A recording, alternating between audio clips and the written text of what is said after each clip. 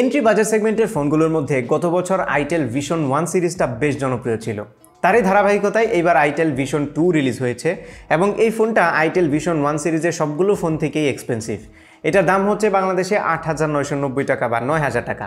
So গত কয়েকদিন ধরে এই ফোনটি আমি ইউজ করছি। ইউজ করার পরে এই নতুন ফোনটি সম্পর্কে আমার যে আইডিয়া হয়েছে সেটি আজকে আপনাদেরকে জানাবো। সো প্রথমেই আমরা দেখি এটার বক্সের ভেতরে কী কী আছে।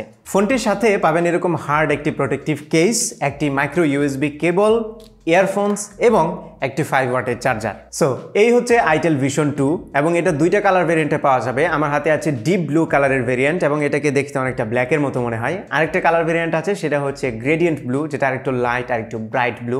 দুটো কালারই সুন্দর, আপনার যেটা পছন্দ। এখন শুরুতে আপনাদেরকে বলে দিই, আইটেল ভিশন 2 এই প্রাইস রেঞ্জে আমার দেখা one of the best build phone. So এটা হচ্ছে 8.3 মিলিমিটার থিক। সো বুঝতেই পারছেন খুবই স্লিম, যে কারণে হাতে নিয়ে খুবই কমফোর্টেবল লাগে এবং হাতে নিলে মনেই হয় না যে এটা 9,000 টাকা দামের একটি ফোন। এটা এই ফোনের আমি বলবো বেস্ট সেলিং পয়েন্ট। পাশাপাশি পেছনে যেহেতু ম্যাট ফিনিশ দেওয়া হয়েছে, যার ফলে ফিঙ্গারপ্রিন্ট একদমই লাগে না। তবে এটা যেহেতু প্লাস্টিকের ফোন, সো অবশ্যই ব্যাক কাভারটি ইউজ করবেন স্ক্র্যাচ থেকে বাঁচার জন্য। এবং এটার যে ক্যামেরা হাউসটা আছে, এটা সেই 2020-র হালের যেই ডিজাইন আছে সেটাই দেওয়া হয়েছে। যদিও এটা ব্যাড লুকিং না, তবে মানে ইউনিক না আর কি, একদমই গতানুগতিক একটি ডিজাইন এবং এটা দেখতে ভালো লাগে। তবে আমার কাছে মনে হয় যে এখানে একটু ভেরিয়েশন আনাটা দরকার। এর বাইরে এটা ইউনিবডি ডিজাইনের একটি phone. So remember, itel vision 1 সিরিজের সবগুলো ফোনেরই কিন্তু ব্যাক কাভার রিমুভ করা যেত, এটার ব্যাক কাভার রিমুভ করা যায় না, ফিক্সড। এবং সিম কার্ড ট্রে আছে এটার বাম পাশে। সব কিছু মিলিয়ে আমার কাছে মনে হয়েছে এই ফোনটার সবচেয়ে মানে আমি বলবো বেস্ট সেলিং পয়েন্ট হচ্ছে এটার ডিজাইন এবং ইনহ্যান্ড যে ফিলটা আছে সেটা। সো ডেফিনেটলি 9,000 টাকায় এটা প্রেজ উর্দি। আর এটার পেছনে যে ফিঙ্গারপ্রিন্ট স্ক্যানারটা আছে, এটার পজিশনটা একটু উপরে মনে হয়েছে আমার কাছে। তবে রিচ করতে পারলে আমি বলবো ওকে লেভেলের স্পিডে আনলক হয়, খুব ফাস্টও না আবার খুব স্লোও না। সেই সাথে এটাতে ফেস আনলকের অপশন আছে। ফোনটির নিচের দিকে অফার করা হচ্ছে 3.5 millimetre audio Jack, primary microphone, একটি মাইক্রো ইউএসবি পোর্ট এবং সিঙ্গেল বটম ফেসিং স্পিকার। বাম পাশে সিম কার্ড ট্রে আছে, যেখানে দুইটা ন্যানো সিমের পাশাপাশি একটি ডেডিকেটেড মেমোরি কার্ডের স্লট পেয়ে যাবেন স্টোরেজ এক্সপানশনের জন্য। আর ডান পাশে পাওয়ার বাটন এবং ভলিউম রকার আছে, এগুলোর পজিশনও ঠিকঠাক জায়গায় আছে। এবার যদি আমরা একটু সামনে তাকাই, তাহলে দেখতে পাচ্ছি এখানে 6.6 ইঞ্চির এইচডি প্লাস রেজুলেশনের 20:9 aspect ratio dot notch display use করা হয়েছে। আইটেল এটাকে ডট নচ বলছে, এর কারণ হচ্ছে এটার ডিসপ্লেতে ক্যামেরা কাটআউট ইউজ করা হয়েছে ট্রেডিশনাল নচের বদলে। So as far as I know, এই প্রাইস রেঞ্জে এটাই হচ্ছে ফার্স্ট ফোন যেটাতে ক্যামেরা কাটআউট ইউজ করা হয়েছে ট্রেডিশনাল নচ না দিয়ে। আমরা আইটেল ভিশন 1 সিরিজের যে ফোনগুলো দেখেছিলাম বা এই প্রাইস রেঞ্জের যত ফোন দেখি সবগুলোতেই কিন্তু ওই যে ইউ শেপের বা ভি শেপের নচ ইউজ করা হয়, সেটা এখানে করা হয়নি। এই সিঙ্গেল ফিচারটা কিন্তু লুক ওয়াইজ এই ফোনটিকে অনেক আপগ্রেড করেছে, যেটা খুবই অ্যাপ্রিসিয়েটিং। আর এটিতে একটি আইপিএস প্যানেল ইউজ করা হয়েছে এবং এই প্যানেলের কোয়ালিটি আমার কাছে ওকে মনে হয়েছে।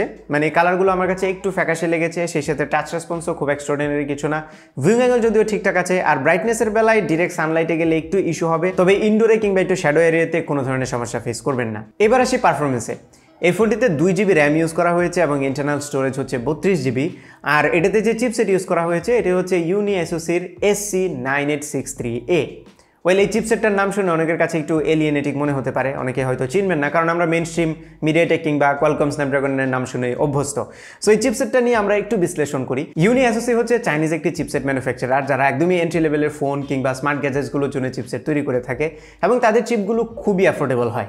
এবং তাদের যে 9863A, 9863 কিংবা 9863E চিপসেটগুলো আছে, এগুলো তাদের অন্যান্য চিপ থেকে একটু বেটার। এবং আমরা যদি তাদের 9863A, যেটা এই ফোনে ইউজ করা হয়েছে, এটা স্পেসিফিকেশনটা দেখি, তাহলে এটাতে cortex A55 based CPU use করা হয়েছে, 8টি কোর, যেগুলো আপ টু 1.6 গিগাহার্টজ পর্যন্ত যায়। ডুয়েল ক্লাস্টার, এর মধ্যে 4টা হচ্ছে 1.2, 4টা হচ্ছে 1.6। এবং জিপিইউর দিকে যদি তাকায়, তাহলে এটাতে পাওয়ার ভিআর IMG 3822 জিপিইউ ইউজ করা হয়েছে। এবং এই চিপসেটটি হচ্ছে বাজেট রেঞ্জের মধ্যে বা এন্ট্রি লেভেলের চিপসেটগুলোর মধ্যে অনলি চিপ যেটাতে এআই ক্যাপাবিলিটিস ইউজ করা হয়েছে, তার মানে এটাতে এআই ফিচার্সগুলো আছে। সো আমরা যদি এই চিপসেটের স্পেসিফিকেশনটা একটু দেখি, তাহলে মনেই হতে পারে যে এত কম প্রাইসে এরকম ইমপ্রেসিভ স্পেক কীভাবে দিচ্ছে। কারণ এখানে একটা টুইস্ট আছে, সেই টুইস্টটা হচ্ছে এই চিপসেটটা 28 ন্যানোমিটার থ্রেডে বিল্ড করা। কিন্তু আমরা সিমিলার প্রাইসে যে মেইনস্ট্রিম চিপসেটগুলো দেখি, সেগুলো ইউজুয়ালি 12 ন্যানোমিটারের হয়ে থাকে। সো 28 ন্যানোমিটারের হওয়ার ফলে একটু লেস পাওয়ার এফিশিয়েন্ট হবে এবং পারফরমেন্সও বেশ বড় রকমের একটা কমতি থাকবে 12 ন্যানোমিটার থেকে। সো আই হোপ এই চিপসেটটা সম্পর্কে আপনাদের একটা ক্লিয়ার আইডিয়া হয়েছে। সো আইটেল ভিশন 2 এর রিয়েল লাইফ পারফরমেন্স নিয়ে আলোচনা করার আগে আপনাদেরকে বলে রাখি, এটাতে কিন্তু অ্যান্ড্রয়েড 10 গো এডিশন ইউজ করা হয়েছে। সো সফটওয়্যারটা যেহেতু লাইট ওয়েট, সো পারফরমেন্সে কিছুটা বুস্ট এটা দেয়। যেমন ব্যাকগ্রাউন্ডে কোনো প্রসেস রান করতে দেয় না, কিল করে ফেলে ইনস্ট্যান্টলি। র্যাম ম্যানেজমেন্টও মোটামুটি ভালো, 2GB র্যাম ডেফিনেটলি একটু কম, বাট এই প্রাইস রেঞ্জে ইজ ওকে। আমি যদি ডে টু ডে পারফরমেন্সে আমার এক্সপিরিয়েন্স বলি তাহলে বলবো এটাতে সিঙ্গেল অ্যাপ করে ইউজ করলে কোনো ধরনের সমস্যা হয় না। মাল্টিটাস্কিং পসিবল না, কারণ ব্যাকগ্রাউন্ডে অ্যাপগুলো তো অলরেডি কিল হয়ে যায়, so it's not possible.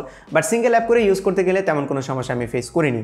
R social মিডিয়ার যে হেভি অ্যাপগুলো আছে লাইক মেসেঞ্জার প্রচুর পরিমাণে র্যাম হাংরি, সো মেসেঞ্জারের লাইট এডিশন যেটা আছে সেটা ইউজ করবেন, ফেসবুকেরও যে লাইট ভার্সন সেটা ইউজ করবেন, তাহলে কোনো ধরনের সমস্যা হবে না।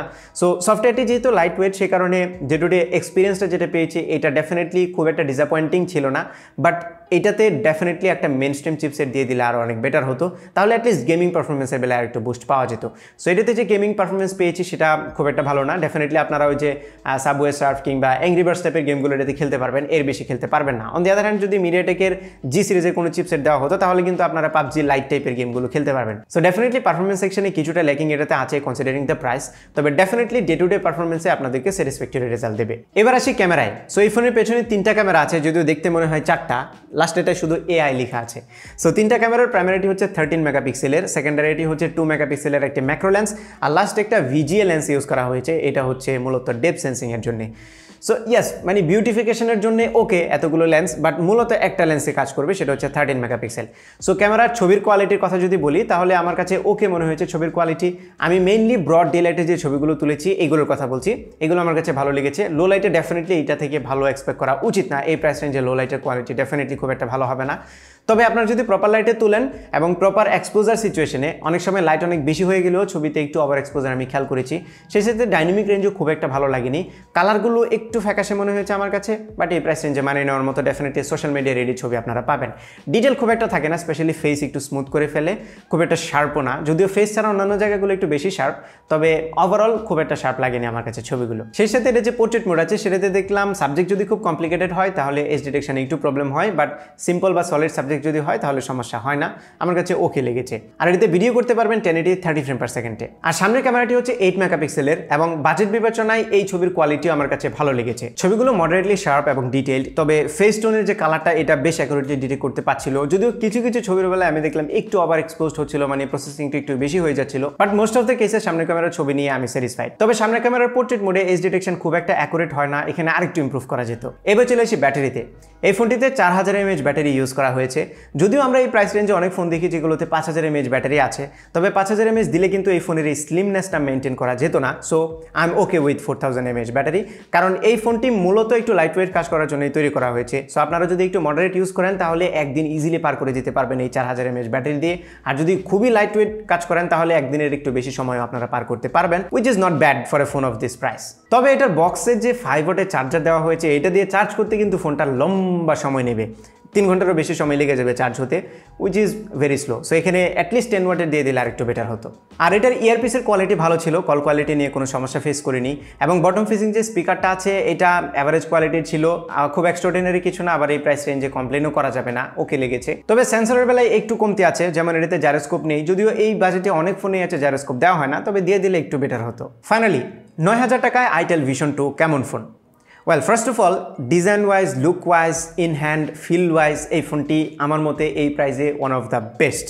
আবার সামনের দিকে যদি তাকান তাহলে এই যে ক্যামেরা কাটআউট ইউজ করা হয়েছে বা ডট নচ ডিসপ্লে দেওয়া হয়েছে, এটাও কিন্তু এই প্রাইস রেঞ্জে খুবই এক্সট্রাঅর্ডিনারি। মানে এই দুইটা জিনিস যদি কনসিডার করেন তাহলে এই ফোনটিকে দেখতে একদমই চিপ লাগে না, খুবই মানে 15,000 প্লাস প্রাইসের ফোনগুলোর মতো ফিল একটা দেবে, একটা ভাইব দেবে আপনাকে। এই জিনিসটা আমার কাছে খুবই ভালো লেগেছে। শুধু পারফরমেন্স সেকশনে একটু ইমপ্রুভমেন্টের দরকার ছিল, কারণ Vision 1 সিরিজে যে চিপসেট ইউজ করা হয়েছে এটাতেও সেম চিপসেট ইউজ করা হয়েছে despite the price hike. So definitely price বিবেচনায় মেইন স্ট্রিমের কোনো একটা চিপসেট দিয়ে দিলে আরেকটু বেটার হতো। শুধু এই জায়গাটা ছাড়া বাকি সব কিছু যদি কনসিডার করেন, specially if you want to make it look like a 15,000 plus phone, then it's a good choice, you can go for it. So এই ছিল আমাদের আজকের ভিডিও। আশা করি ভিডিওটি আপনাদের ভালো লেগেছে। যদি ভালো লেগেই থাকে তাহলে ভিডিওতে একটা লাইক দেবেন, কমেন্ট করে জানাবেন কেমন লাগলো, আপনার ফ্রেন্ডদের সাথে শেয়ার করতে একদমই ভুলবেন না, আর আমার চ্যানেলে সাবস্ক্রাইব তো মাস্ট। দেখা হবে পরবর্তী ভিডিওতে। টিল দেন টেক কেয়ার, আসসালামু আলাইকুম।